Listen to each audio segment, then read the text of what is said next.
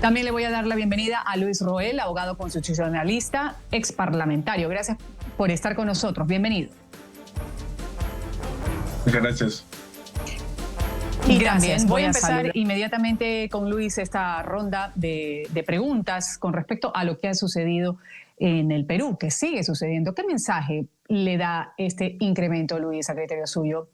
El mensaje a la ciudadanía que enfrenta, según dicen, problemas como el desempleo, la inflación en Perú, y ahora se encuentran con una demanda que ha sido presentada por parte de la oposición con respecto al incremento de sueldo, que según afirman, está totalmente al margen de la ley. A ver, hay que verlo esto desde dos ángulos, el ámbito jurídico como el ámbito político. En el ámbito jurídico, esa denuncia constitucional, pues una denuncia constitucional que todavía tiene que pasar por las diferentes instancias dentro del Congreso de la República, que es la Subcomisión de Acusaciones Constitucionales, la Comisión Permanente y el Pleno del Congreso. Por lo tanto, es una denuncia que todavía demora bastante en cuanto a su trámite interno en el Congreso de la República mismo. Y en relación a ese ámbito de la denuncia, considero que lamentablemente no tiene un trasfondo jurídico fuerte, sólido, porque legalmente se encuentra posibilitado de que se puede incrementar el sueldo de esta manera la presidencia de la República. Ahora vamos a lo político, que si bien puede ser legal, puede ser válido jurídicamente, el aumento de sueldo es totalmente distinto a que éticamente, moralmente y políticamente, en el contexto en que vive nuestro país, que es un contexto donde hay una alta inseguridad pública, una inseguridad ciudadana, que tenemos hoy por hoy en relación a la formalización minera, paros en las carreteras que imposibilitan el comercio, tenemos un déficit en cuanto a inversión privada y de inversión pública, lo cual nos está generando una inflación que no hemos tenido en casi 20 años. Es decir, una presidenta que está de salida, que se aumente su propio sueldo, pues en este contexto político de seguridad ciudadana, de seguridad pública y de una economía que no está creciendo, es en verdad un error y que le puede costar muy caro, porque puede significar que ya genere la gota que derramó el vaso en relación con la ciudadanía y también dentro del Congreso de la República, que podría luego de julio de este año, cuando ella ya no puede disolver el Congreso, poder también presentar ya no denuncias constitucionales como la presentaba por su oposición, sino una vacancia presidencial, en la cual no tiene que tener un tamiz jurídico, sino más bien una posición política, una motivación política, que es lo que podría generarse tras este aumento de sueldo. Volvamos un poco a lo político después de escuchar estas dos intervenciones. Hablando de que debe haber coherencia, como dicen muchas personas que están en lo correcto, entre un discurso de austeridad que existe y que se ha dado en algunos gobiernos, en particular en el Perú también se ha manejado este discurso. ¿Y qué decir con esta relación cuando se toma una medida mediante un decreto ejecutivo que es firmado por 18 ministros y también con la rúbrica de la presidenta? Claro, acá el gran problema es de que tenemos una presidenta que está de salida, como bien lo mencionó Albina Ruiz, que le queda un poco más de un año de mandato y que ella tiene una desaprobación bastante alta en cuanto a que, como ya también se mencionó, hay un 3% solo que la aprueba y un 97% que en verdad no tiene ninguna posición favorable a esta presidenta. Una presidenta que, como también se ha mencionado al inicio del programa, un reportero le hizo mención que tenía diferentes investigaciones en curso y que cabe señalar, esas investigaciones, sus abogados no son pagados en base a su pecunio, sino son pagados por el Estado. los abogados de Dina Boluarte, que la defiende, son sus defensas asumidos por el Tesoro Público del país. Entonces, es una presidenta que tiene una desaprobación alta, que tiene investigaciones pendientes, que están en curso, que no tiene ningún gasto, como ya se ha mencionado, y que además de ello, sus defensas las están llevando el propio Pecunio y Tesoro Público.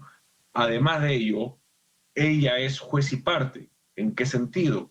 Porque es ella y sus subordinados, sus propios ministros, quienes aceptan o no si se aumenta el sueldo como tal, como presidente de la República. Y claro, bajo la excusa de que ella dice, este no es un aumento solo para Dina Boluarte, es un aumento para todos los presidentes porque es justamente una necesidad de homogenizar, de regularizar los sueldos a nivel nacional, es decir, que la más alta autoridad del país sea una de las que por lo menos gane más, inclusive más que otros funcionarios, que puede ser correcto la idea, puede ser correcto el concepto, pero que en este momento en donde ella tiene una alta desaprobación, donde ella es una persona que tiene muchas investigaciones y que ella misma es la que decide si se aumenta el sueldo o no, por como está establecido por ley, en verdad genera una situación que le enmarca a una persona que no está muy cercana a la realidad de los peruanos, que existe una alta pobreza y pobreza extrema. Anualmente, cada país aprueba una ley de presupuestos generales del Estado donde ahí se establecen los salarios de los mandatarios, así también como lo de los ministros. A estos datos se puede tener acceso libremente en la mayoría de los casos, en la mayoría. Por ejemplo, ha sido conocido que el presidente de Uruguay recibe un sueldo bruto mensual de casi $22.000. En el otro extremo se encuentra, por ejemplo, un presidente, el de Bolivia, Luis Arce, que percibe cada mes $3.013. ¿Cuál es el impacto, Luis, fiscal que se tiene en el Perú sobre este aumento que ha hecho Dina Boluarte?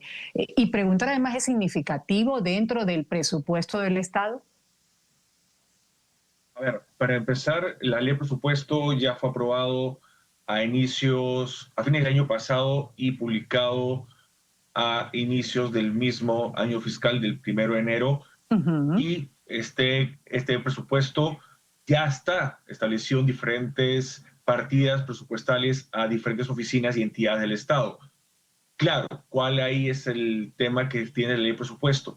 Que el mismo Ministerio de Economía y Finanzas, que depende del gobierno, que depende de la presidencia de la República, puede establecer lo que se denomina los créditos suplementarios. Es decir, se pueden a las partidas presupuestales de las entidades públicas hacer ciertos aumentos de presupuessto según las necesidades. Cabe señalar que entonces la partida presupuestal que estuvo prevista en su momento para el despacho de la presidencia de la República va a tener un crédito suplementario para poder cubrir este aumento mensual que va a tener el sueldo de la presidenta. ¿Y cuál es la crítica? Cuando hay otras entidades que tienen programas sociales que necesitan inversión en servicios públicos dirigidos al ciudadano y no tienen esos créditos suplementarios para poder enfrentarlo, en el caso del aumento de la presidenta, sí va a haber ese crédito suplementario porque la presidenta ha decidido aumentarse el sueldo. Luis, hablando un poco de la Asamblea tiene mecanismos actualmente, mecanismos reales para revertir la medida de este aumento tal cual lo está haciendo, o se trata solo de un gesto simbólico. No, claro que sí tiene mecanismos. Acuérdense que lo que ha emitido la presidenta de la República es un decreto supremo, que es una norma, según nuestro ordenamiento jurídico peruano, una norma infralegal. Esto significa una norma que está jerárquicamente, normativamente hablando, debajo de la ley, y por lo tanto, el Congreso de la República, si decidiera estas normas, estos proyectos de ley, aprobarlos y convertirlos en ley, obviamente una ley puede derogar una norma que está por debajo de su jerarquía, que es el decreto supremo. Claro está, estos son también gestos políticos que la oposición va a utilizar y está utilizando con miras a una próxima elección en abril del próximo año, y también como una argumentación que le va a servir si luego de julio del presente, cuando ya la presidenta no tenga el mecanismo constitucional para disolver el Congreso, tener un argumento adicional o uno de los tantos para poder motivar luego una moción de vacancia, para poder también sacarla del poder. Preguntarle qué podrá pasar.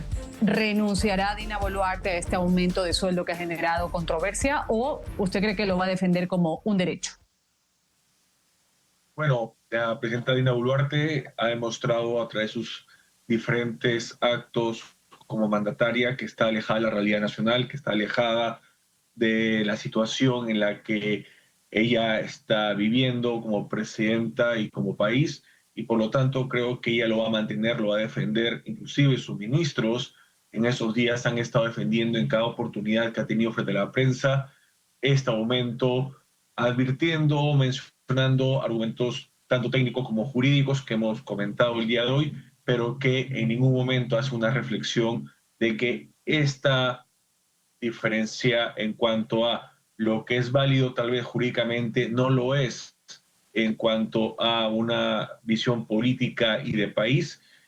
Es lo que creo que va a generarle luego una gran situación de crisis como presidenta, que puede derivar o en una renuncia presionada por sus actuales aliados en el Congreso, o inclusive una vacancia ya con cálculo político pensando en las elecciones de 2026, porque nadie va a querer tener alguna alianza o alguna sociedad, una presidenta cuyo legitimidad y aprobación es de 3% nada más. Gracias también por la participación a Luis Roel, abogado constitucionalista y ex parlamentario peruano. Muchas gracias, Ruth, a ti y a toda tu audiencia. Gracias a los tres por participar. Esto ha sido Ángulo. Ustedes sigan con la señal del canal de las Américas NTN 24.